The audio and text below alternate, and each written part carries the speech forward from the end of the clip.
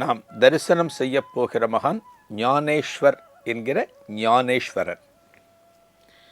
இவரோட பேரை தியானேஸ்வரர் அப்படின்னு சொல்லுவாங்க.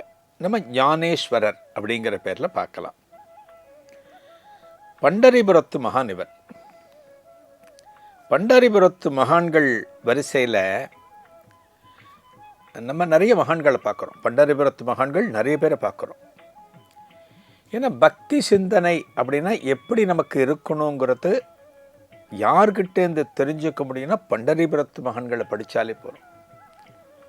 இந்த மகான்களை பற்றின தகவல்களை நம்ம கேட்டாலே போகிறோம். அந்த அளவுக்கு இந்த பக்தர்கள் பண்டரிபுரத்து மகான்கள் அத்தனை பேருமே விட்டலன் பக்தியில் தோய்ந்திருந்து விட்டலனை தவிர ஒன்றுமே கிடையாது என்று வாழ்ந்தவர்கள். அத்தகைய ஒரு மகான் தான் ஞானேஸ்வரர். இந்த ஞானேஸ்வரர் ரொம்ப முக்கியமான மகான். பண்டரிபுரத்து மகான்களில் எத்தனையோ ஆயிரம் மகான்களை நம்ம படித்தாலுமே ஞானேஸ்வரர் முக்கியம், நாமதேவர் முக்கியம், துக்காராம் முக்கியம். ரொம்ப செலக்டடாக ஒரு 10 பேரை, ஒரு டாப் 10 சொல்லுவோம் இல்லையா, அது மாதிரி ஒரு 10 பேரை கொண்டு வந்து நிறுத்த முடியும். அதில் ஞானேஸ்வரர் ரொம்ப முக்கியம். இவரோட சமாதி எங்கே இருக்குன்னா மகாராஷ்டிராவில் பூனேக்கு பக்கத்தில் ஆலந்தி அப்படிங்கிற இடத்துல இவருடைய சமாதி காணப்படுகிறது. விட்டலன் பக்தர்கள் அத்தனை பேருமே இவருடைய சமாதிக்கு வந்திருந்து விட்டலன் சொரூபமாக இவரை தரிசித்து இந்த மகானை வணங்குகிறார்கள். இவரை பற்றி நம்ம பார்க்கறதுக்கு முன்னாடி, ஞானேஸ்வரரை பற்றி பார்க்கறதுக்கு முன்னாடி இவரோட அப்பாவை பற்றி கொஞ்சம் பார்க்கணும். இவரோட அப்பா பேர் விட்டோபான்னு பேர். இவரோட அப்பா எப்படி இருந்தார்னா ஆரம்ப நாட்களில் ஒரு பக்தி சிந்தனை அப்படி தான் வாழ்ந்துட்டு இருந்தார். எப்போ பார்த்தாலும் இறை நாமம். அதுதான் பையனுக்கும் கிடைச்சிருக்கு, ஞானேஸ்வரருக்கும் அதுதான் கிடைச்சிருக்கு.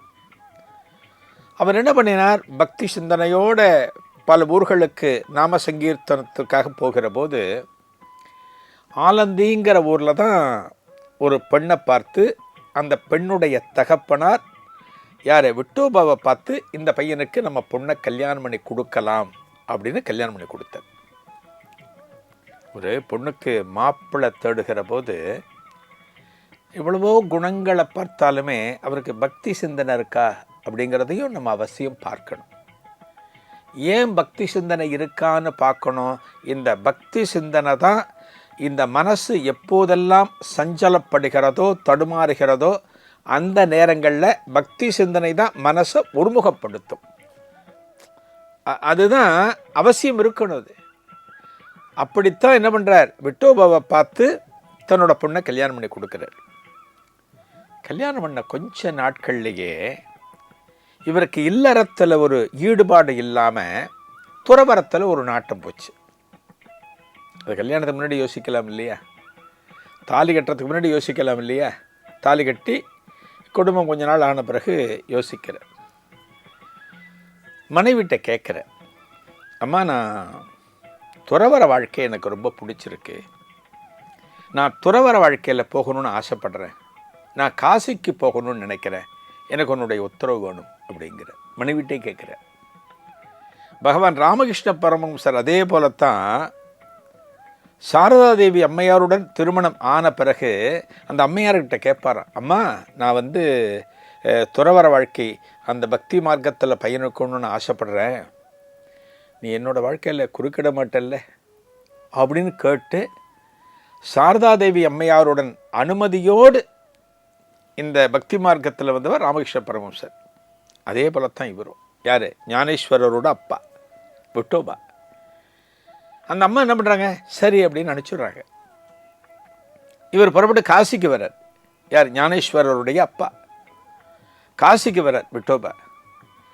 காசியில் ஒரு துறவியை தேடுகிற போது தனக்கு தீட்சை வேண்டும், சந்நியாச தீட்சை வேணுங்கிறதுக்காக ஒரு துறவியை தேடுறார். ராமானந்தர் கிடைக்கிறார். ராமானந்தர் பெரிய மகான், ராமபக்தர் அவர். அந்த ராமானந்தரை பார்த்துட்டு அவர்கிட்ட சொல்லி அவர்கிட்டேருந்து ஒரு சந்நியாச தீட்சையை வாங்குற. அப்படி சந்நியாச தீட்சை வாங்கும்போது என்ன தெரியுமா பண்ணுறாராம் விட்டோபா, தனக்கு கல்யாணமானதை மறைச்சு விட்ற. கல்யாணமானதை சொல்லலை. ஒரு துறவு நெறிக்குள்ளே போகிறோம், ஒரு சந்நியாச தீட்சை அப்படின்னா நம்மளை பற்றின உண்மையான தகவல்களை குருவிடம் சொல்ல வேண்டும். எனக்கு கல்யாணம் ஆயிடுச்சு, ஆகலை, எங்கள் அப்பா அம்மா இருக்காங்க, ஊரில் இருக்காங்க, எனக்கு அண்ணன் தங்க உண்டு, எல்லாமே உண்டு, சொந்தம் உண்டு, எல்லாம் சொல்லணும். ஏன்னா துறவு நெறிங்கிறது சாதாரணம் அல்ல. முற்றும் துறப்பதுங்கிறது பணம் மட்டுமல்ல, பந்தத்தை துறக்கணும், பாசத்தை துறக்கணும், பற்றுக்களை துறக்கணும், எல்லாவற்றையும் துறக்க வேண்டும். சும்மா துறவுங்கிறது ஒரு பொழுது போவதற்காக துறவு நெறி கிடையாது. என்ன பண்ணுறார் விட்டோபா, துறவில் ஆசை இருந்தாலுமே தான் கல்யாணமானவன், மனைவி ஆலந்தியில் வாழ்ந்து வருகிறாள், இந்த தகவல் தெரிஞ்சதுன்னா நமக்கு சந்நியாச தீட்சை கொடுக்க மாட்டார்னு தீர்மானித்து அதை மறைச்சு சந்நியாச தீட்சை வாங்குகிறார். கொஞ்ச நாள் கழித்து குருநாதர் ராமானந்தர் இருக்கார் இல்லையா, அவர் ஒரு யாத்திரை போகிறார், ஆன்மீக யாத்திரை போகிறார். அந்த யாத்திரை போகிற போது ஆலந்திக்கு போகிறார். பல தலங்களை தரிசனம் பண்ணிவிட்டு ஆலந்திக்கு போகிறார். இந்த ஆலந்திக்கு போன உடனே இவருடைய மனைவி இருக்காங்க இல்லையா, அந்த அம்மா பேர் ருக்மணின்னு சொல்லுவாங்க. நிறைய பேர்கள் ருக்மணிங்கிற ஒரு பேர் அந்த அம்மாவுக்கு உண்டு. விட்டோபாவுடைய மனைவி இவரை பார்த்துட்டு இவருக்கு நமஸ்காரம் பண்ணிட்டு இவற்றை சொல்லுவார், ஏன்னா இவர் காசியிலேருந்து வந்திருக்காருன்னு தெரியும். தன்னுடைய கணவர் துறவரத்திற்காக காசிக்கு போகிறேன்னு சொல்லிட்டு போனாருங்கிறது இந்த அம்மாவுக்கு தெரியும். இது காசிங்கிறதுனால இந்த அம்மா சொல்கிறாங்க, என்னுடைய கணவர் காசிக்கு போனார், துறவர நெறி வேணும், நான் துறவரத்துக்கு போகணும்னு போனார், அவரை பார்க்கணும் போல் இருக்குது, ரொம்ப காலமாச்சு அப்படிங்கிறாங்க. அப்போத்தான் அவருக்கு தெரியறது, ஞான திருஷ்டியில் யாருக்கு, ராமானந்தருக்கு, தன்னிடம் சந்நியாச தீட்சை வாங்கின விட்டோபா தான் இந்த அம்மாவுடைய புருஷன்னு தெரியுது. அப்படியாம்மா, எங்கிட்ட தான்மா சந்நியாச தீட்சை வாங்கினான் அந்த பையன், அவங்ககிட்ட தான் வாங்கியிருக்கான், நான் கூடிய சீக்கிரம் சேர்த்து வைக்கிறேம்மா அப்படின்னு சொல்லிட்டு ஊருக்கு போகிறார். யாத்திரை முடிச்சு ஊருக்கு போகிறார், காசிக்கு போகிறார். காசிக்கு போய் முதல் வேலையாக விட்டோபாவை பார்த்து, நீ முதல்ல மரியாதையாக ஊருக்கு போ, உன்னுடைய மனைவி ஊரில் இருக்கா, நீ முதல்ல இல்லறத்தில் வாழ வேண்டும், போ முதல்ல அப்படின்னு அனுப்புகிறார். புறப்பட்டு ஊருக்கு வர்றார், ஆலந்திக்கு வர்றார். இங்கே திருமணம் முடிஞ்சு பல காலத்திற்கு பிறகு இல்லற வாழ்க்கையை ஆரம்பிக்கிறார். இவருக்கு 3 பசங்க, ஒரு பொண்ணு. இந்த 3 பசங்களில் 2வது பையன்தான் ஞானேஸ்வரன். பாருங்கள், அப்பாவோட கதையை எவ்வளோ பெரிய கதை, அப்பாவோட கதையை நம்ம சுருக்கமாக பார்த்தோம். அப்பாவே ஆன்மீகத்திலிருந்து ஒரு துறவு தர்மத்தில் இருந்து இந்த பிள்ளைகள் பிறந்திருக்கிறார்கள். அதனால் இந்த குழந்தைகள்லாம் எப்படி வளரும், ஒரு தர்ம சிந்தனையோட பக்தி நெறியில் எல்லாமே வளருது. இந்த பையனுக்கு, ஞானேஸ்வரருக்கு 8 வயசு இருக்கிற போது ஒரு மிகப்பெரிய ஒரு ரொம்ப குடும்பம், சாதாரணமான குடும்பம், பெரிய ஓகோங்க இருக்கிற குடும்பம் கிடையாது. என்ன பண்ணுறாங்க, ஒரு நாள் ஒரு சமாராதனை நடக்கிறது அந்த ஊரில். ஒரு சமாராதனை அப்படிங்கிறது ஒரு ஃபங்க்ஷன். அதில் சாப்பாடு போடுவாங்க, யாரோ அவங்களுக்கெல்லாம் சாப்பாடு போடுவாங்க. அதில் சாப்பிட போயிருக்க யார், ஞானேஸ்வர், அவருடைய தாத்தா, 2 பேரும் சாப்பிட போயிருக்காங்க. இந்த 2 பேரை பார்த்த உடனே அங்கே இருக்கக்கூடிய பிராமணர்கள், வேதம் கற்றவர்கள் இந்த 2 பேரையும் கிளப்புறாங்க, நீங்கள் 2 பேரும் இங்கே சாப்பிடக்கூடாது அப்படிங்கிறாங்க. என்ன காரணம், உங்களுக்கு எதுவும் தெரியாது, நீங்கள் இப்படி அப்படின்னு அவங்கள பற்றி கொஞ்சம் அவமரியாதையாக பேசி இவங்களை அனுப்புகிறாங்க. சாப்பாட்டுக்கு ஒரு இடத்துல உட்காந்தாச்சு, சாப்பிடணும்னு உட்காந்தாச்சு, இலையில் உட்காந்தாச்சு. அந்த சமயத்தில் ஒருத்தர் நீ சாப்பிடக்கூடாதுன்னு எழுப்புறது எந்த ஜாதியாக இருந்தாலும் எந்த மதமாக இருந்தாலும் மிகப்பெரிய பாவம், பெரிய பாவம் அது. இந்த சாப்பிட்றப்ப இப்படி எழுப்பிடுறதுனால கோபம் வந்து இந்த பையன், 8 வயசு பையன் ஞானேஸ்வர், ஒருத்தரை கொம்பால் அடிச்சுடுறான். இந்த இடத்துல இருக்கிற பண்டிதர்கள் என்ன பண்ணுறாங்க, இந்த வழக்கை அரசாங்கத்திட்ட கொண்டு போகிறாங்க. அந்த பகுதியை ஆண்டு கொண்டு இருந்தால் ராஜாட்ட கொண்டு போகிறாங்க. ராஜா கிட்ட இந்த வழக்கு வருகிறது. இந்த வழக்கு விசாரிக்கப்படுகிற போது பிரதிவாதி இடத்துல யார் நிற்கிறான்னா ஞானேஸ்வரர் மட்டும் 8 வயது சிறுவன். இந்த பக்கம் வாதி இடத்துல பார்த்தா பண்டிதர்கள் காணப்படுகிறார்கள். பண்டிதர்கள் சொல்கிறாங்க, இவருக்கு வேதம் தெரியாது, ஒரு மந்திரம் தெரியாது, அந்த இடத்துல சாப்பிட உட்காந்தாங்க, அது தர்மத்திற்கு புறம்பானது, அதனால் நாங்கள் அனுப்பிச்சோம் அப்படின்னு சொல்கிறாங்க. இந்த பக்கம் கேட்குறாங்க. இந்த பையன் சொல்கிறான், ஞானேஸ்வரர் சொல்கிறான், இல்லை எங்களை ரொம்ப அவமரியாதை பண்ணிட்டாங்க. எந்த ஒரு தர்மமும் சாஸ்திரமும் என்ன சொல்கிறதுன்னா, சாப்பாடு உணவு என்பதற்கு எந்த விதமான குலம் ஜாதி மதம் தேவையில்லை. சாப்பிட உட்கார்ந்த எங்களை சாப்பாடுகிற அந்த இடத்திலிருந்து எழுப்பி விட்டாங்க. இதனால் எங்களுக்கு கோபம் வாய் சண்டை, வாயால் நாங்கள் பேசுகிற போது எங்கள் தாத்தாவை தள்ளி விட்டுட்டாங்க. எங்கள் தாத்தாவுக்கு உடல் காயம் ஏற்பட்டது. அதனால் இவர்களை நான் குச்சியால் அடித்தேன்.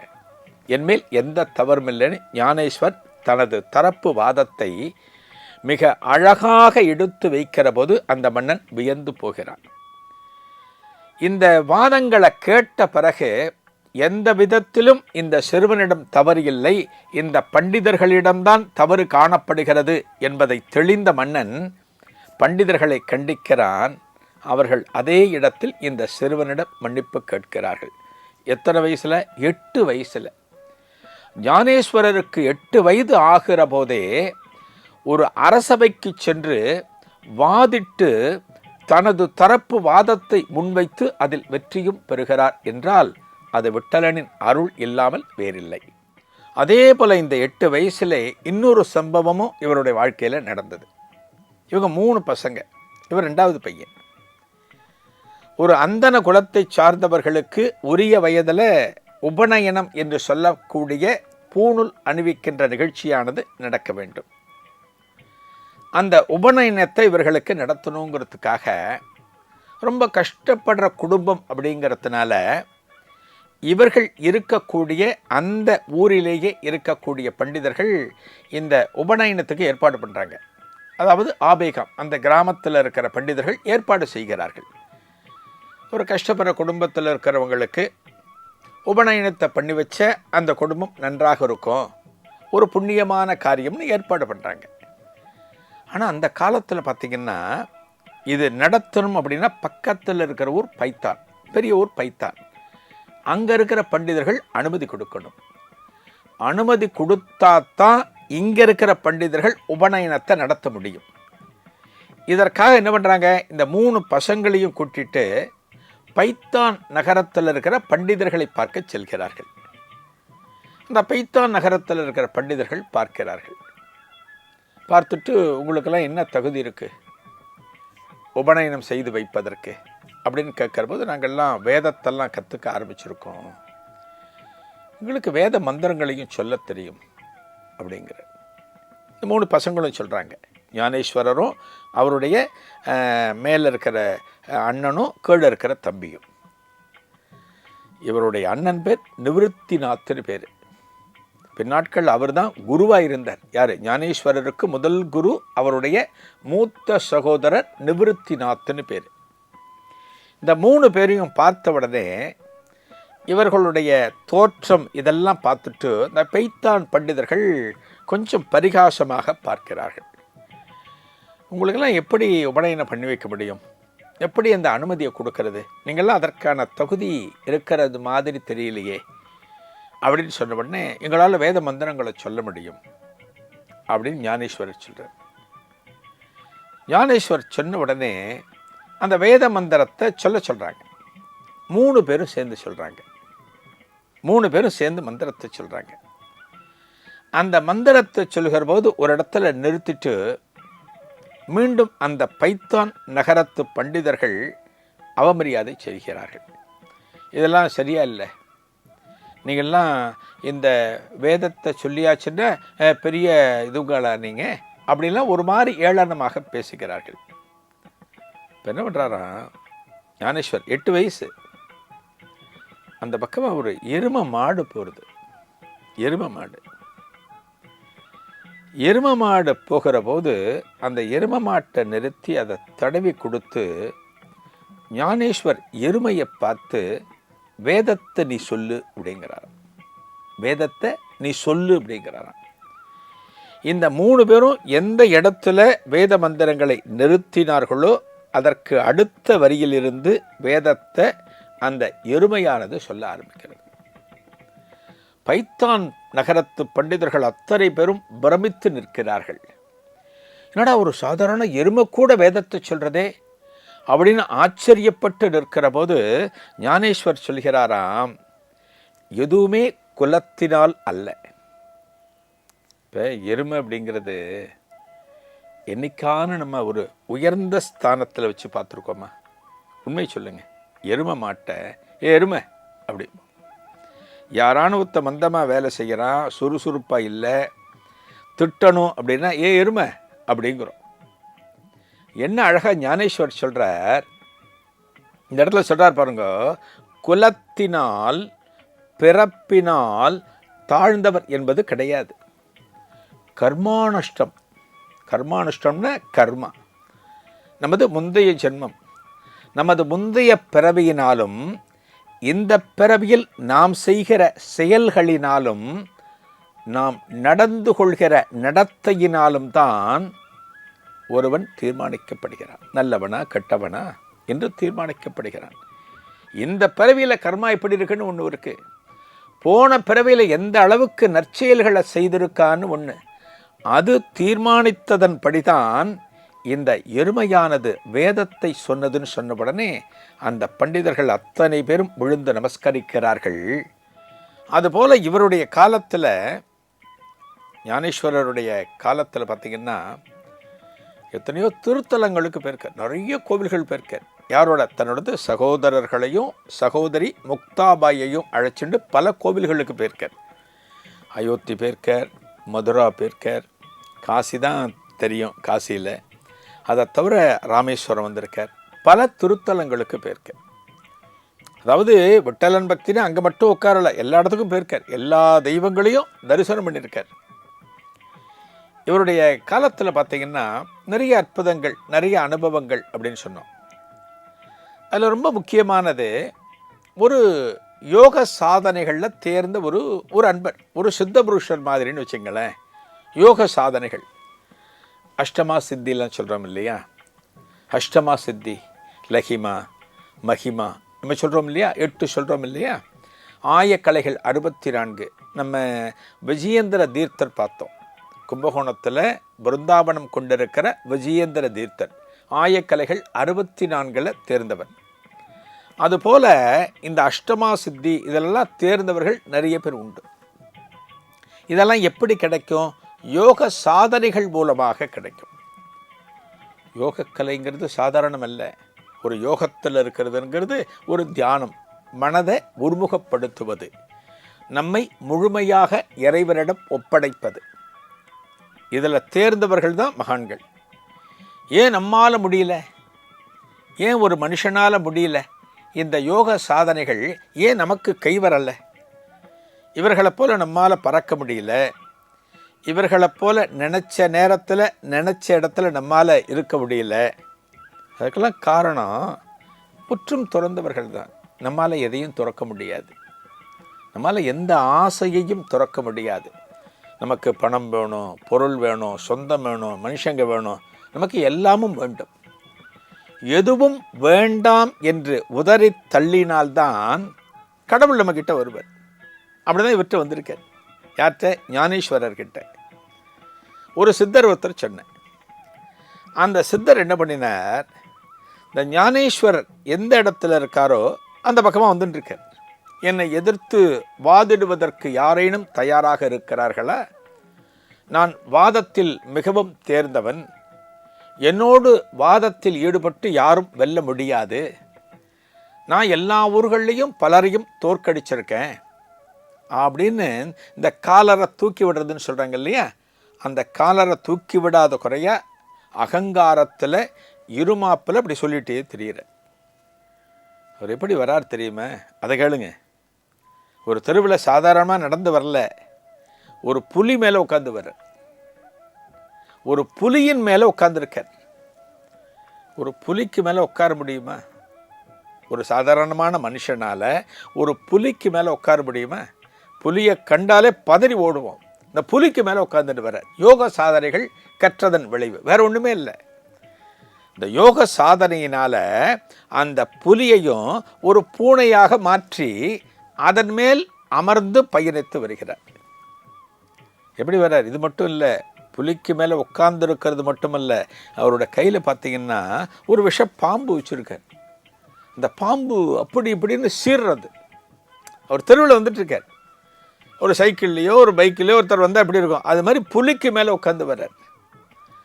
அவர் கையில் இருக்கிற பாம்பும் அங்கங்கே சீர்றது. அந்த சித்த புருஷர் பார்த்தீங்கன்னா அப்படியே சிரிச்சுக்கிட்டே வர்றார். என் கூட யாரானு போட்டி போடுறதுக்கு இருக்காங்களா? நான் எல்லா கலைகளும் தெரிஞ்சவன், என்னை யாரும் தோற்கடிக்க முடியாது அப்படின்னு வருகிற போது ஞானேஸ்வரரை பற்றி கேள்விப்படுகிறார். யார் அந்த சித்த புருஷன்? ஞானேஸ்வரர் அங்கே உட்காந்துருக்கார். எங்கே உட்காந்துருக்கார்? குட்டிச்சுவர்னு சொல்லுவோம் இல்லையா, ஒரு குட்டிச்சுவருமோ. கிராமங்களில் பார்த்தீங்கன்னா அந்த குட்டிச்சுவருக்கு அடுத்தாப்பில் இருக்கிற வீடு அப்படின்னு அடையாளம் சொல்லுவாங்க. குட்டிச்சுவருமாங்க. அது வேஸ்ட்டு, அந்த சுவரே வேஸ்ட்டு. இந்த சுவர் அப்படியே இருக்கும், ரொம்ப பாழடைஞ்சு இருக்கும். ஒரு குட்டி சுவற்றின் மேலே ஞானேஸ்வரர் உட்கார்ந்துருக்கார். எப்படி உட்கார்ந்துருக்கார்? பண்டரிபுரம் விட்டலனோட தியானத்தில் உட்கார்ந்துருக்கார். அப்போ தான் இவர் பக்கத்தில் போகிறார். புலிக்கு மேலே உட்கார்ந்துட்டு இருக்கிற இந்த சித்த புருஷர் ஞானேஸ்வரரின் அருகில் செல்கிறார். அந்த குட்டிச்சோர் அப்படியே நகருதான். இந்த புலி போகிற வேகத்துக்கு அந்த குட்டிச்சுவரும் நகர்கிறது. அந்த குட்டிச்சுவற்றில் அமர்ந்தபடியே இந்த சாங்தேவ் கிட்ட வாதம் செய்கிறார் ஞானேஸ்வரர். சாங்தேவர் பார்க்குறார், என்னடா அது ஒரு குட்டிச்சுவத்தையே தள்ளிண்டு வந்து ரோட்டில் வந்து அது மாட்டுக்கு தானாக வருதுன்னு சொல்லிட்டு அப்போத்தான் இவரை பற்றி தெரிஞ்சு அந்த புலியிலிருந்து இறங்கி இவரை நமஸ்கரிக்கிறாராம். இன்னொரு ஆசாமி இவரோட பகுதியில் கடவுளே இல்லை, ஒரு நாஸ்திக கருத்து கொண்ட ஒரு அன்பர். மனிதனுடைய யோக சக்திகள் மேலே ஒரு நம்பிக்கை இல்லாமல் காணப்பட்டவர். அவற்றை என்ன பண்ணுறார், இந்த நாஸ்திக ஆசாமி கிட்ட நான் உனக்கு எல்லாத்தையும் செஞ்சு காட்டுறேன் பார் அப்படின்னு சொல்லிட்டு கீழே படுக்கிறார். ஞானேஸ்வர் படுக்கிறார். தனது முதுகு இருக்குது பார்த்தீங்களா, முதுகில் அடுப்பு மாதிரி எரிய வைக்கிறார்.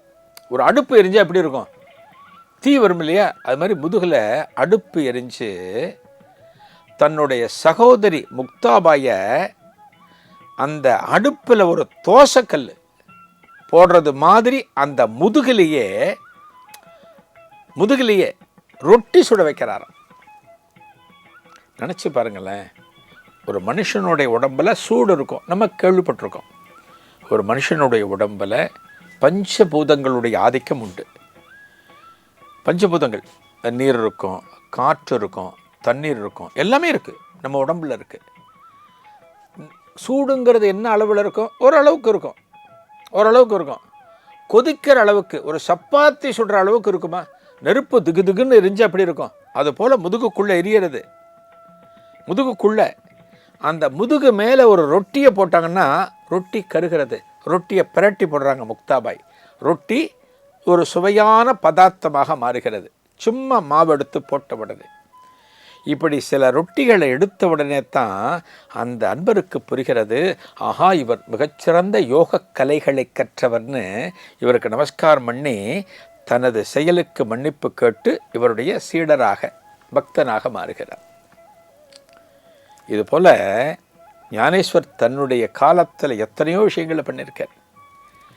இது போன்ற விஷயங்களை செய்கிறது நான் எவ்வளவு பெரிய ஆள் தெரியுமா, என்கிட்ட எவ்வளோ சக்தி இருக்குது தெரியுமா அப்படிங்கிறதுக்கு கிடையாது. நல்லா புரிஞ்சுக்கணும். அதைத்தான் எதிராளிகிட்ட இருக்கிற ஒரு அஞ்ஞானத்தை வெளியில் கொண்டு வரணும். இந்த நாஸ்திகவாதி என்ன நினைச்சார், இதெல்லாம் ஒன்றுமே கிடையாது, யோகக்கலை ஒன்றும் கிடையாதுன்னு நினச்சவர்கிட்ட எல்லாமே இருக்குப்பா, எல்லாமும் பண்ண முடியும் அப்படின்னு நிரூபித்தார். புலிக்கு மேலே வந்த ஒரு ஆசாமி கிட்ட என்னால் ஒரு கட்ட சுவற்றை கூட நகர்த்த முடியும்ப்பா, ரோட்டில் போயிட்டே இருக்கும், ஒரு வாகனம் போகிற மாதிரி இந்த கட்ட சுவத்தையும் என்னால் நகர வைக்க முடியும் அப்படிங்கிறதுக்காக அவருக்கு நிரூபித்தார்.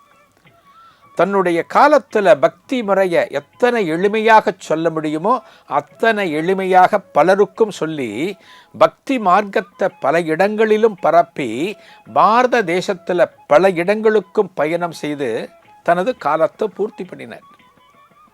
பகவத்கீதை சொல்கிறோம் இல்லையா, அதனோட சாராம்சத்தை ஞானேஸ்வரி அப்படின்னு சொல்லுவாங்க. அதுக்கு வேறு பெயர்களும் உண்டு. மராட்டியத்தில் அத்தனை எளிமையாக அனைவருக்கும் புரியும் விதமாக ஞானேஸ்வரி அப்படிங்கிற ஒரு நூலாக தொகுத்தார்.